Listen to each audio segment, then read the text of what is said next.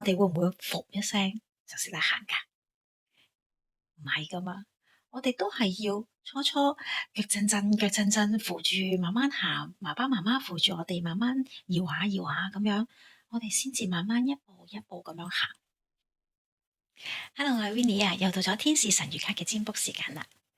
今日我收到一位女士嘅 message，佢今年46歲，佢話俾我聽，佢一直以嚟都好希望擁有自己嘅事業，而家佢遇到一個機會啦，終於到，佢好擔心。佢話我呢個年紀先去創業，會唔會太遲呢？佢好驚做得唔到，佢好驚做得唔好。我哋而家開隻牌睇睇，到底實際情況係點樣先？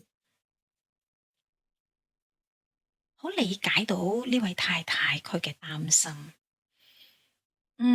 我諗呢一個亦都係好多人越嚟越大會面對到嘅情況，就係好驚會失敗。相對地，你諗翻我哋小朋友嘅時候，甚至 BB 仔嘅時候，我哋淨係諗我哋學行嗰個階段啦。我哋會唔會噗一聲就識得行㗎？唔係噶嘛，我哋都係要初初腳震震、腳震震，扶住慢慢行，爸爸媽媽扶住我哋慢慢搖下搖下咁樣，我哋先至慢慢一步一步咁樣行。中間跌過好多次，先至慢慢行得到。我哋其實真係好叻，又唔識行，我哋原本係爬㗎啫嘛，係咪？跟住我哋識得行。其實呢件事一啲都唔容易，做個復康嘅人就會知點解小朋友嘅時候咁容易做。相對地，我哋大下大下咧，我哋就會對於面對失敗呢件事貼咗好多唔好嘅 label。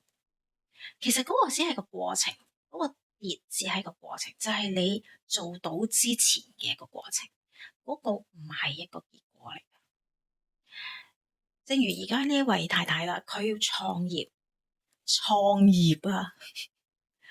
你會唔會覺得呢件事係會非常順風順水呢？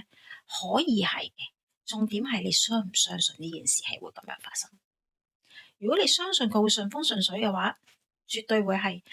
不過我想話俾大家聽，順風順水嘅意思唔等於呢件事係容易㗎，只不過就係可能你要付出比較多嘅腦筋去諗點樣去解決眼前嘅一啲狀況。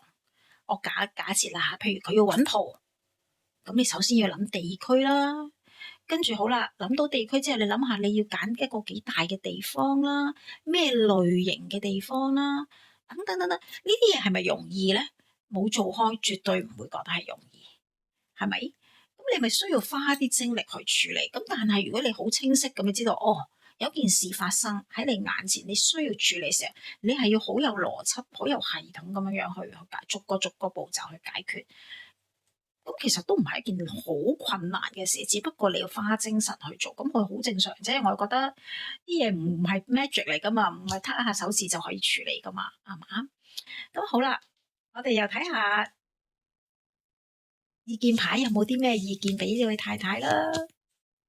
其實我覺得好好噶，有能力自己去創業，做自己喜歡做嘅事，係非常之幸運嘅。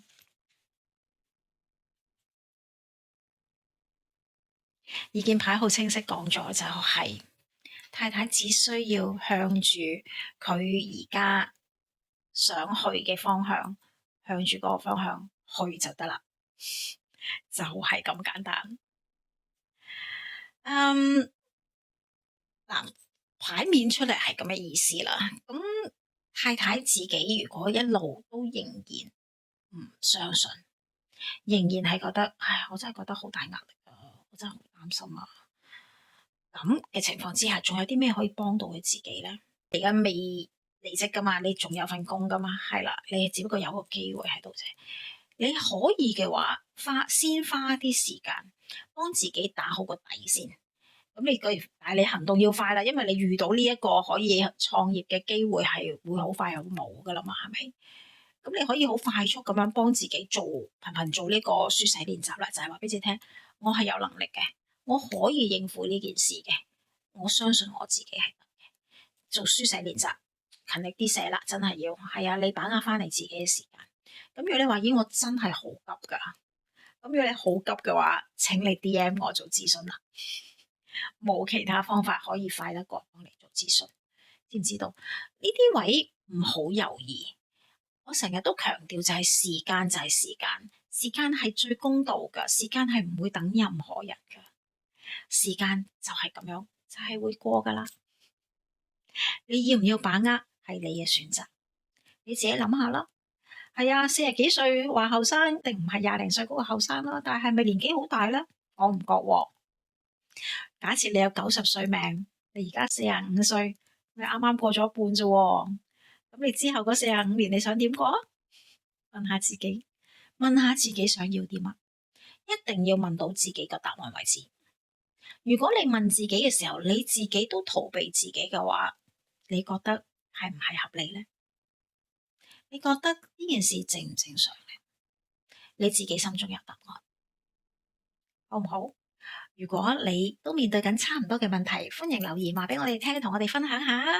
另外記住 like 同埋 share， 仲有撳埋上面個鐘仔，有新片咧就會通知你噶咯。我哋下次再見啦，拜拜。